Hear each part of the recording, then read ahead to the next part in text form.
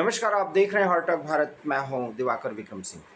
Brigadier Hemant महाजन जो किसी परिचय के मोहताज नहीं है, जाने माने डिफेंस एक्सपर्ट और कई देश विदेश की पत्र पत्रिकाओं, समाचार पत्रों, साथ ही साथ सोशल मीडिया और मीडिया में अक्सर देश और दुनिया के साथ भारत के क्या रिश्ते होने चाहिए, आर्थिक, सामाजिक, राजनीतिक और साथ साथ सुरक्षा के दृष्टिकोण से, और इनकी बेबाक टिप्पणी का एक बेहद सकारात्मक असर भी देखा जाता है। भारत के संदर्भों में अगर देखा जाए तो जो कुछ भी मिडिल ईस्ट में घट रहा है उसके बड़े मायने हैं, और ऑयल और जिसको आप कह सकते हैं एनर्जी सिक्योरिटी को लेकर के देश विदेश में चर्चाएं हो रही हैं। भारत भी उससे प्रभावित है और ऐसा लग रहा है कि भारत ये चाहता है कि मिडिल ईस्ट की समस्या समाप्त हो जाए, ईरान, अमेरिका और इजराइल का संघर्ष समाप्त हो जाए। लेकिन अमेरिका ने जिस तरीके से ईरान को घेरने की पहल की है और ईरान ने उसका जो जवाब दिया है, और उसमें जो इजराइल एक बार फिर अमेरिका के साथ मिलकर के ईरान को तहस नहस करने की मुहिम शुरू करने की बात कर रहा है और लगभग कर चुका है और हो रहा है, ईरान उसका जवाब दे रहा है। अब इसी बीच एक बड़ा घटनाक्रम होता है। पाकिस्तान, सऊदी अरब और तुर्की ये एक ऐसा अलायंस बना रहे हैं जो अलायंस पूरी तरीके से नाटो के तहत वर्क करता है। इस अलायंस के बनने से इस पूरे परिदृश्य पर क्या असर पड़ेगा, आज ब्रिगेडियर हेमंत महाजन से इसी पर बातचीत करेंगे। सर, सवाल यही है कि क्या कुछ हो रहा है और इसके क्या मायने हैं? देखिए, ये जो अभी एग्रीमेंट हुई है, ये सऊदी अरेबिया, तुर्कस्तान यानी कि टर्की और पाकिस्तान इनके बीच में हो गया है। और इसके 2-3 पहलू के ऊपर हम बातचीत कर सकते हैं कि पहले ये जो करार हुआ है, इसका अर्थ क्या है, नंबर 1। दूसरा, ये करार अभी क्यों हुआ है? तीसरा, इसका भारत के ऊपर क्या असर पड़ेगा? और चौथा, क्या इसके पहले कोई करार नहीं हुए थे, तो ये एक करार क्यों हुआ है? तो ये 4 इम्पोर्टेंट पहलू है जिसके ऊपर बातचीत करेंगे। सबसे पहले हम देखते हैं, जब ईरान और यूएसए वॉर की हम बात करते हैं जिसमें इज़राइल भी शामिल है, तो इसमें आप ये देख रहे हैं कि अमेरिका जो है वो ईरान के ऊपर हमला कर रहा है, और उसको जवाब देने के लिए ईरान, जो अमेरिका के मित्र देश है जिसमें सऊदी अरेबिया एक देश है, फिर आकाशी देश है, इनके ऊपर हमला कर रहा है। ईरान बोलता है कि जो अमेरिका के जो लश्करी बेसिस वहां पर है इन देशों के अंदर, उसके ऊपर वो हमला कर रहा है। लेकिन ये बात सही नहीं है। ये सब जगह के ऊपर इंक्लूडिंग सिविलियन टारगेट के ऊपर भी हमला हमला कर रहे हैं। और खास तो जब हम सऊदी अरेबिया की बात करते हैं, तो सऊदी अरेबिया का जो तेल है, ये 2 जगह से बाहर आता है दुनिया के पास जाने के लिए। एक तो है गल्फ ऑफ हॉर्मूज, जो अभी इसके बारे में इतनी चर्चा हो गई है कि लोग उसे मुंबई या दिल्ली से ज्यादा अच्छा जानने लगे हैं। तो गल्फ ऑफ हॉर्मूज से बाहर पड़ता है और वहां पे फिर प्रॉब्लम शुरू हो गई है, क्योंकि ईरान जो वहां से जो शिप्स जाती है, इनके ऊपर हमला करता है वगैरह वगैरह। तो यानी कि वो एक ऐसा रूट है कि जहां से जाना बहुत ही डिफिकल्ट हो गया है। जब तक सऊदी अरेबिया का सवाल है, सऊदी अरेबिया को ये पता था किस प्रकार की प्रॉब्लम हो सकती है, तो उन्होंने तेल को अपने देश से बाहर निकालने के लिए एक और रास्ता चुना हुआ है।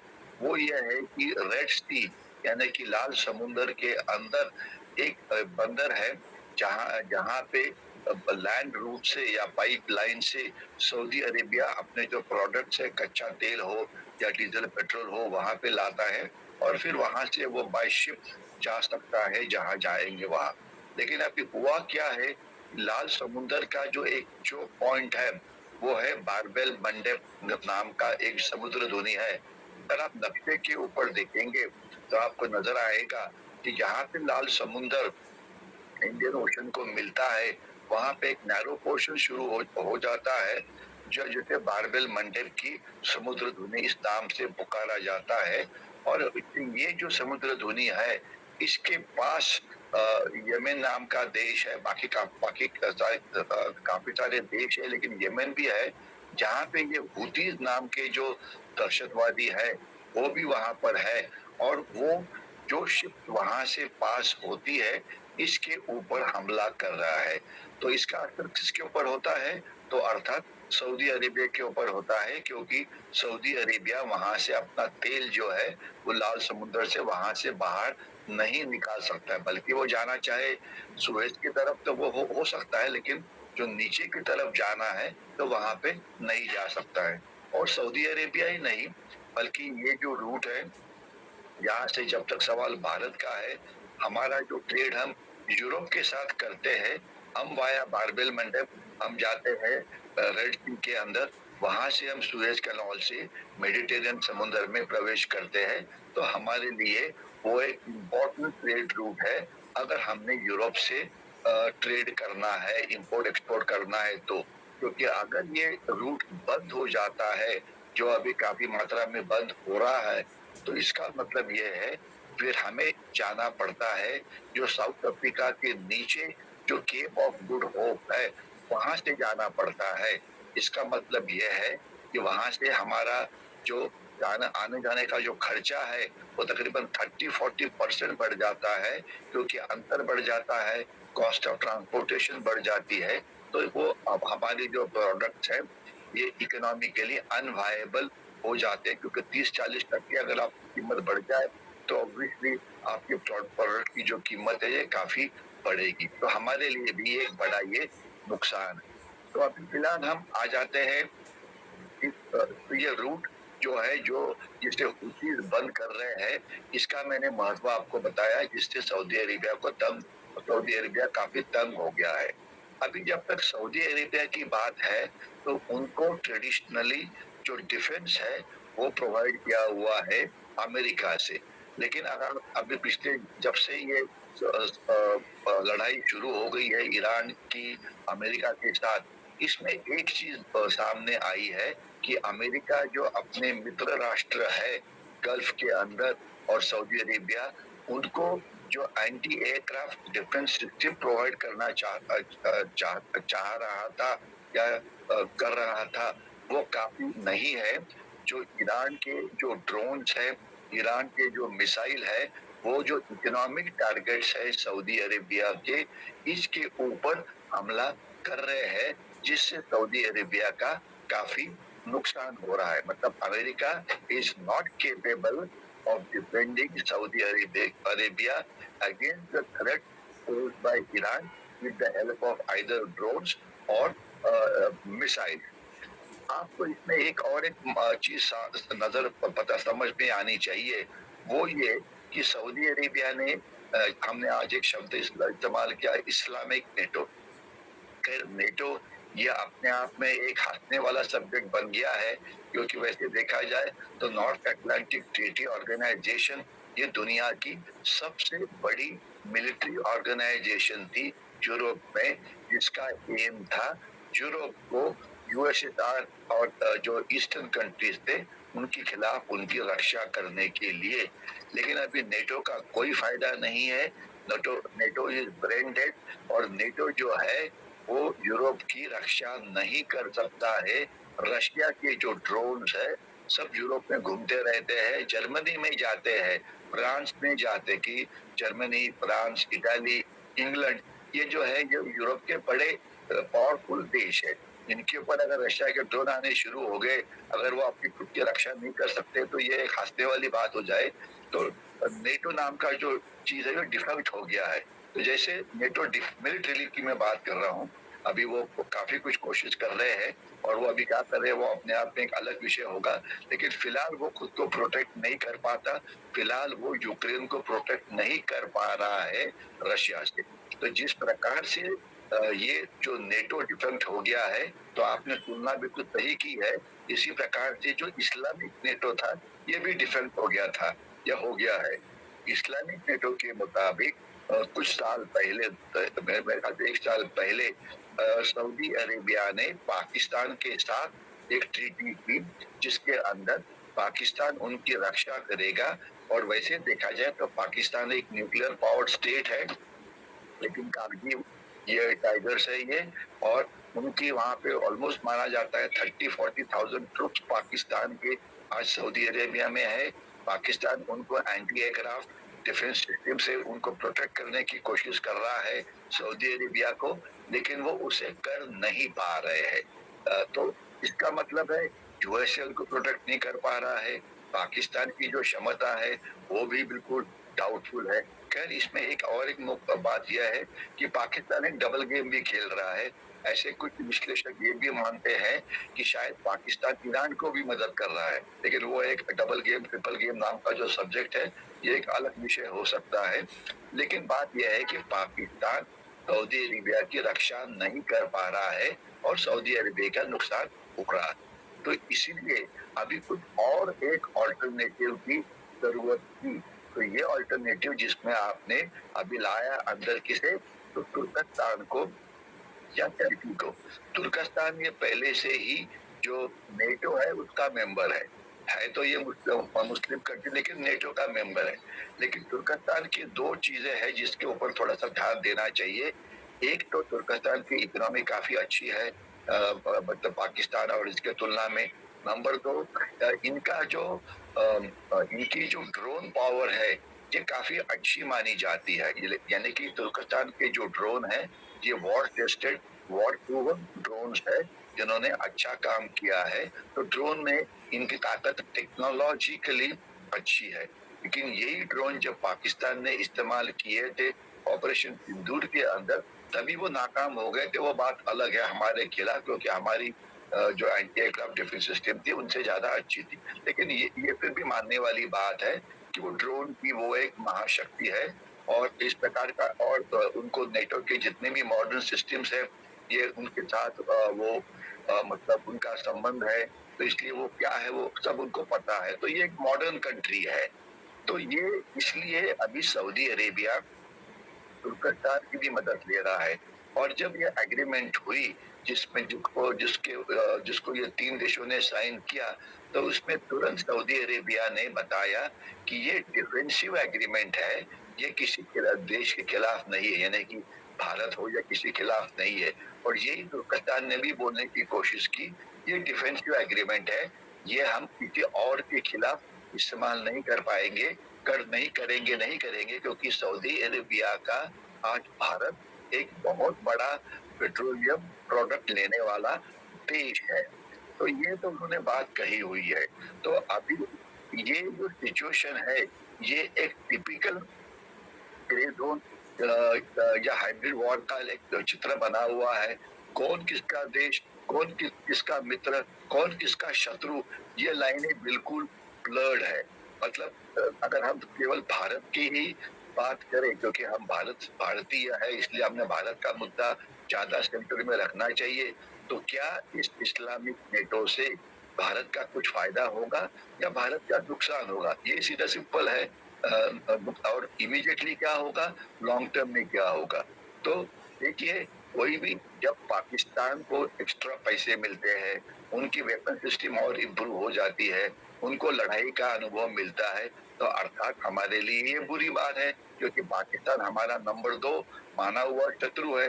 अर्थात हमारा माना हुआ नंबर 1 शत्रु है चाइना, फिर नंबर 2 पे पाकिस्तान।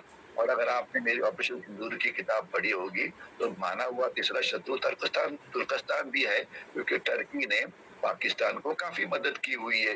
तो इसलिए कुछ भी भला हो तुर्कस्तान का या पाकिस्तान का, तो वो हमारे लिए एक निगेटिव मुद्दा है, क्योंकि वो हमारे लिए पारंपरिक युद्ध में गड़बड़ हो सकती है। लेकिन इम्पोर्टेंट बात यह है कि तुर्कस्तान जो है, अगर वो बारबेल मंडेप को सिक्योर करता है तो वहां से शिप्स हमारी भी जाएगी, तो हमारे लिए भी फायदा होगा। यानी कि पाकिस्तान और तुर्कस्तान की जो शक्ति है वो मतलब हूती के खिलाफ इस्तेमाल की जाएगी, जो ड्रोन हमले होते हैं उनके खिलाफ इस्तेमाल की जाएगी, जिससे कुछ हद तक बारबेल मंडेप का जो रूट है ये ज्यादा सेफ बन सकता है, जिससे हमारा जो ट्रेड है जो हम करते हैं यूरोप के साथ वो ज्यादा सेफ बन सकता है। तो शॉर्ट टर्म में तो हमारे लिए फायदा ही है। इमेजिन करें पाकिस्तान हमारे रूट की रक्षा कर रहा है, पाकिस्तान खैर नहीं, पाकिस्तान तुर्कस्तान और सऊदी अरेबिया, शायद अमेरिका की भी उनको थोड़ी बहुत मदद होगी, तो एक रूट सिक्योर कर रहे हैं हमारे लिए। तो ये तो अच्छी बात है ना, क्योंकि हमारा इतना सारा वहां से ट्रेड जाता है, तो इस प्रकार की यह कॉम्प्लिकेटेड चीज जरूर है। और उसमें एक चीज ज्यादा ध्यान में देने वाली ये है कि ये तो हो गया शॉर्ट टर्म में हमारा फायदा होगा कि अगर कुछ होता है, लेकिन लॉन्ग टर्म में अगर पाकिस्तान के पास टेक्नोलॉजी पहुंचती है, पाकिस्तान को युद्ध का अनुभव मिलता है, पाकिस्तान की सिस्टम और मॉडर्न हो जाती है, पाकिस्तान की इकोनॉमी और इम्प्रूव हो जाती है, तो हमारे लिए ये अच्छी बात नहीं है। तो कभी खुशी कभी गम, कितना अच्छा कितना बुरा, यह भी एनालिसिस करने वाली बात है। शॉर्ट टर्म में हमारे लिए कोई बुरी चीज नहीं है, लॉन्ग टर्म में पाकिस्तान गेन करता है तो ये हमारे लिए अच्छी बात नहीं ब्रिगेडियर है। सर, एक बड़ा सवाल है कि अगर सऊदी अरब का पैसा होगा और तुर्की की टेक्नोलॉजी होगी और पाकिस्तान का ह्यूमन रिसोर्स होगा, तब तो ये अलायंस अपने आप में मजबूत होगा और उसका सबसे ज़्यादा फ़ायदा पाकिस्तान को होगा, क्योंकि पाकिस्तान तब कटोरेबाज नहीं होगा। पाकिस्तान इससे बहुत कुछ हासिल कर लिया होगा और शायद इसी डबल गेम की बात आप कर रहे थे। देखिए, पाकिस्तान को कितना फायदा होगा। एक तो जब तक एक वॉर एक्सपीरियंस की बात है, वो तो उनको मिल रहा है कि जो वॉर एक्सपीरियंस मिलना ये अपने आप में अच्छी बात है, क्योंकि इससे लड़ाई की जो मुद्दे हैं, ड्रोन के खिलाफ आपका रक्षण कैसे करना है, मिसाइल्स के खिलाफ आपका रक्षण करना है। अगर 40-50 हजार पाकिस्तानी फौज वहां पर है तो उनको तो एक्सपीरियंस तो मिल ही रहा है। वो पाकिस्तान के लिए अच्छी बात है, हमारे लिए बुरी बात है। ठीक है, लेकिन बाकी जब तक उनके इकोनॉमी का बात है या जब तक उनकी शस्त्रों का बात है, अगर आप देखेंगे तो अभी पाकिस्तान की जो आर्म फोर्सेस है जिसकी अभी हम बात करेंगे, तो उसमें अभी ऑलमोस्ट 70 to 80% जो वेपन्स है ये चाइना से आ रहे हैं और अभी पाकिस्तान पूरा चाइना के ऊपर डिपेंडेंट हो रहा है। ठीक है, मतलब इतना ज्यादा कि 70-80% उनका है। तो अगर इस हालात में तो उनको तुर्कस्तान क्या दे सकता है? तुर्कस्तान उनको ड्रोन की मदद जरूर कर सकता है और कर रहा है, उसमें कोई डाउट नहीं है। तो और उनकी ड्रोन की जो मॉडर्नाइजेशन है, उसे करने में बिल्कुल पाकिस्तान का तो फायदा होगा ही, क्योंकि अगर आप ड्रोन के मतलब खिलाफ रक्षण करना है तो आप ये जो लेटेस्ट टेक्नोलॉजी है वो आपको मिलेगी। तो टेक्नोलॉजिकली ड्रोन के बारे में या एंटी ड्रोन सिस्टम में आपको अच्छा अनुभव मिलेगा, जो पाकिस्तान के लिए एक अच्छी बात है। लेकिन क्या इकोनॉमिकली उनको कुछ फायदा होगा? तो उसका मेरा आंसर यह है कि पाकिस्तान की जो अर्थव्यवस्था है अभी काफी खराब है, जिसके बारे में हमने पहले भी बात की थी। और सऊदी अरेबिया जरूर पैसा देता है पाकिस्तान को, लेकिन ये जो पैसा है इसे अगर ये पैसे का इस्तेमाल सही हो और पाकिस्तान की इकोनॉमी राइट लाइन पे आ जाए, यानी कि वो जो IMF इंटरनेशनल मॉनेटरी फंड से जिन्होंने 14-15 जो लोन्स लिए हुए हैं और एक नया भी वो लोन मांग रहा है पुराने लोन फेड को ये करने के लिए, तो क्या इसमें कुछ बदलाव आएगा और पाकिस्तान की इकोनॉमी जो कर्ज के ऊपर आधारित है क्या वो स्ट्रांग होगी? तो अभी तक इस प्रकार की कोई भी इंडिकेशन नहीं है, क्योंकि अभी सऊदी अरेबिया की जो मदद करने की जो ताकत है पाकिस्तान को, ये काफी कम हो गई है। देखिए, सऊदी ये माना जाता है, एग्जैक्ट फिगर तो मैं बता नहीं पाऊंगा, लेकिन सऊदी अरेबिया की इकोनॉमी अभी स्लो डाउन हो रही है। जो आखाती देश है, गल्फ कंट्रीज है, उनकी भी इकोनॉमी स्लो डाउन हो रही है। उनका इंफ्रास्ट्रक्चर का काफी नुकसान हुआ है, खास तो जो ऑयल के साथ है, और ऑयल उनकी सबसे बड़ी ताकत है। तो इसलिए उनकी क्षमता पाकिस्तान को मदद करने की ये काफी बहुत ही कम हो गई है। मतलब ये मानूंगा तो किसी एक्सपर्ट टीम ने जिसे एग्जैक्ट फिगर मिलेगी तो ये एक स्टडी कर सकते हैं कि जब से ये वॉर शुरू हो गया है, ईरान USA वॉर, तब से सऊदी अरेबिया की कितनी मदद पाकिस्तान को आर्थिक दृष्टि से मिलती है, अनुभव मिलता है। वो बात छोड़ दीजिए कि उनके प्लेन ये चला रहे हैं, उनके ड्रोन को ये कर रहे हैं, वो एक बात छोड़िए, लेकिन जो पाकिस्तान की इकोनॉमी को मदद करने के लिए मेरा मानना है जब से ये लड़ाई शुरू हो गई है तब से ये मदद बहुत ही कम हो गई है या शून्य के बराबर बन गई है।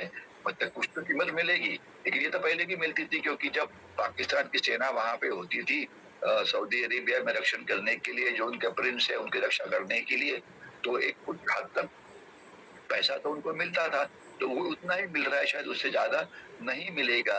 तो यानी कि मेरे अंदाज से आर्थिक मदद की क्षमता सऊदी अरेबिया की पाकिस्तान को देने की काफ़ी कम हो गई है, और इतना ही नहीं, तो आगे आने वाले दिनों में जब तक ईरान यूएस वॉर पूरा खत्म नहीं होता, तब तक ये कम ही रहेगी। और अगर ये वॉर खत्म भी होता है, समझ लीजिए 1 महीने के बाद, 2 महीने के बाद, 3 महीने के बाद, तो उसके बाद सऊदी अरेबिया का फोकस होगा उनके जो इंफ्रास्ट्रक्चर जो डैमेज हुआ है उसे ठीक करने के लिए, यानी कि खास तो ऑयल का, क्योंकि ऑयल ये उनका रेवेन्यू जनरेट करने का नंबर 1 सोर्स है, उसके सिवाय उनके पास ज्यादा सोर्सेस नहीं है। थोड़ा बहुत टूरिज्म आ जाता है, थोड़ा बहुत रिलीजियस इसमें आ जाता है, लेकिन ये क्षमता काफी कम हो गई है। तो शॉर्ट में आपको भी ये बोलना चाहूंगा, शॉर्ट टर्म में सऊदी अरेबिया के पास क्षमता है ही नहीं पाकिस्तान को मदद करने के लिए, ये मैंने आपको समरी बताई। और मिडिल टर्म में भी लगता नहीं है कि ये क्षमता होगी, क्योंकि वो अपना सऊदी अरेबिया खुद का अपना रक्षण करना, अपनी इंफ्रास्ट्रक्चर को पहले इम्प्रूव करना चाहेगा, ताकि उनकी इनकम जो है वो फिर से जनरेट हो। जब तक हुतीस को पूरी तरह से उनका बर्बादी नहीं की जाती, जब तक ईरान को कंप्लीटली न्यूट्रलाइज नहीं किया जाता, तो तब तक ये जो सऊदी अरेबिया की जो प्रॉब्लम है ये खत्म होने वाली नहीं है। और जब तक तुर्कस्तान का सवाल है, तुर्कस्तान की क्षमता पाकिस्तान को इकोनॉमिक मदद करने के लिए बहुत ही कम है, या नहीं के बराबर ही है। वो एक कमर्शियल ट्रांजैक्शन जरूर कर सकेंगे कि भाई आपको 1000 ड्रोन चाहिए, पैसे दो और ले लो। पाकिस्तान का आजकल हालात यह है कि पाकिस्तान में किसी देश से पैसा दे के वेपन खरीदने की क्षमता नहीं है, ये बिल्कुल साफ होना चाहिए। अगर कोई लोन देता है या थोड़ा सस्ता और या फ्री ग्रांट देता है तो बात अलग है, और ये देश अभी कोई भी किसी को फ्री नहीं देते हैं, क्योंकि क्या हो रहा है कि अभी अगर हम सिर्फ तुर्कस्तान की बात करेंगे, तुर्कस्तान को भी डर लगता है रशिया से, क्योंकि वो एक नेटो का कंट्री है और रशिया नेटो के लिए बहुत तंग कर रहा है अलग अलग कारणों से। और अभी सिचुएशन इतनी कॉम्प्लिकेट हो गई है कि ईरान को रशिया मदद करता है, ईरान को चाइना मदद करता है, चाइना पाकिस्तान का फ्रेंड है, पाकिस्तान को मदद करता है, तो कौन किसको मदद करता है, कौन किसका शत्रु है, तो ये एक बहुत ही कॉम्प्लिकेटेड ये हो गया है। लेकिन मैं इतना ही बोलना चाहूंगा, शॉर्ट टर्म मिडिल टर्म के अंदर तुर्कस्तान में पाकिस्तान को कोई भी आर्थिक मदद करने की क्षमता नहीं है। ये टेक्नोलॉजी ड्रोन देना ये देना वो बात हो सकती है, लेकिन मॉडर्न वेपन्स जो है कोई तुर्कस्तान नहीं दे सकता है, ना सऊदी अरेबिया मदद कर पाएगा। लेकिन अभी हम ये शॉर्ट टर्म की बात कर रहे हैं, मिडिल टर्म की बात कर रहे हैं, लॉन्ग टर्म में क्या होगा इसके ऊपर बहुत सारे क्वेश्चन मार्क है। युद्ध कब खत्म होगा, नुकसान कितना हुआ है, कितने जल्दी में ये नुकसान की भरपाई कर सकते हैं, कितने जल्दी में सब सिचुएशन नॉर्मल पे आएगी, गल्फ ऑफ हॉर्मुज खुल जाएगा, गल्फ ऑफ हॉर्मुज खुलेगा तो तेल की कीमत गिरेगी। तो ये अपने आप में कितनी डिस्टरप्टिव चीजें दुनिया में हो रही है। और उसमें से अगर आप देखेंगे, एक चीज के ऊपर मैं अपनी नजर ले जाना चाहता हूँ, वो है एलपीजी या लिक्विफाइड पेट्रोलियम गैस, जो हमारे लिए प्रॉब्लम था। और अगर आपको याद होगा तो 50 to 60% हमारा एलपीजी कहाँ से आता था, तो गल्फ ऑफ हॉर्मुज से आता था, ये आपको पता ही है। लेकिन आज की स्टेट के, अगर आपने कल परसों न्यूज़पेपर को पढ़ा होगा, तो अभी हमारा 75% एलपीजी आ रहा है अमेरिका से। यानी कि अभी हमारी जो सप्लाई चेन है इसको हमने काफी डाइवर्सिफाई किया है, अलग अलग जगह से अब ले रहे हैं, और हम ले रहे हैं तो बाकी भी ले रहे हैं। तो यानी कि जो पहले लोगों की डिपेंडेंस थी हॉर्मुज के ऊपर या बारबेल मंडप के ऊपर, तो ये अभी काफी लोगों ने डाइवर्सिफाई करना शुरू कर दिया है। लेकिन मेरा इतना ही मानना है कि अगर गल्फ ऑफ हॉर्मुज जल्दी खुल जाए तो हमारे लिए पक्का आर्थिक फायदा है। और इसके सिवाय अगर ईरान को कंट्रोल करते हुए अगर बारबेल मंडप यानी कि लाल समुद्र का रूट ज्यादा सेफ बने तो हमारे लिए काफी फायदा है। तो मैं ये मानूंगा अगर पाकिस्तान और तुर्कस्तान ये दोनों देश सऊदी को मदद करते हुए अगर इस रूट को सेव करता है तो हमारा फायदा ही शॉर्ट टर्म और मिडिल टर्म में ज्यादा है। पाकिस्तान और काम कौन कर रहा है हमारे लिए, वहां पे इंडियन नेवी ने जाने की जरूरत नहीं है। वहां पे पाकिस्तानी मतलब जो मर्चेंट शिपिंग है उसकी रक्षा करेगा। और जो मर्चेंट शिपिंग में जो जहाज सऊदी अरेबिया से भारत के लिए आ रहा है तो ऑब्वियसली इसके ऊपर तो वो कुछ नहीं कर पाएंगे। तो हमारा फायदा भी काफी है। तो देखते हैं आगे क्या होता है। दिवाकर बहुत बहुत धन्यवाद। और इसीलिए इस अलायंस को लेकर के सर का जो दृष्टिकोण है, ब्रिगेडियर हेमंत महाजन का दृष्टिकोण है कि लॉन्ग टर्म और शॉर्ट टर्म अगर दोनों देखा जाए तो भारत फ़ायदे में रहेगा। रही बात तुर्की और सऊदी अरेबिया का, तो जिस नज़रिए से पाकिस्तान इनसे फ़ायदा लेने की कोशिश कर रहा है, अपने मक्कारी की जो उसकी सोच है, वो फ़ायदा ये दोनों देश दे नहीं पाएंगे। और शायद यही कारण है कि जो मिडिल ईस्ट इस समय क्राइसिस के पराकाष्ठा पर है। और जब मैं आपसे बात कर रहा हूँ तो खबर ये है कि अली खamenei के बेटे मुज्तबा खamenei भी शायद एलिमिनेट हो चुके हैं। हालांकि ये खबर अभी पुख्ता नहीं है, वो बेहद गंभीर हालत में हैं। अमेरिका किस स्थिति में ईरान को ले जा रहा है, ब्रिगेडियर सर के साथ बातचीत करते करते ये खबर फ्लैश हुई, मैंने आपको बताया। ये खबर अभी पुष्ट नहीं है, वो जिंदा हैं या बहुत बुरी कंडीशन में हैं, लेकिन ये खबर आ रही है। इस स्थिति में मिडिल ईस्ट क्राइसिस के इस दौर में पाकिस्तान सऊदी अरेबिया और तुर्किस्तान से एक दोस्ती करता है, उसके मायने भारत के लिए क्या हैं और भारत इससे फ़ायदा उठा सकता है, ये ब्रिगेडियर सर का विश्वास है, ये विचार है और ये इनका दृष्टिकोण है। इनके दृष्टिकोण से आप कितना सहमत हैं, इस पर कमेंट कीजिए। वीडियो को अगर आपको अच्छा लगा है तो प्लीज़ से लाइक कीजिए, शेयर कीजिए, हमारे चैनल हॉट टॉक भारत को सब्सक्राइब करिए। और ब्रिगेडियर महाजन सर से कोई सवाल हो तो इनसे ज़रूर पूछिए, ये उस सवाल का जवाब देंगे। क्योंकि ये अपना खुद का इनका एक मराठी में चैनल है और कई मराठी चैनल्स पे लगातार आते हैं, देश विदेश के पत्र पत्रिकाओं में लिखते हैं। शायद ये जो जनमत बने इस बातचीत का, ये इस बातचीत के कुछ अंश का उल्लेख और जगहों पर करें और इससे देश को बड़ा फायदा हो। बहुत बहुत धन्यवाद। नमस्कार।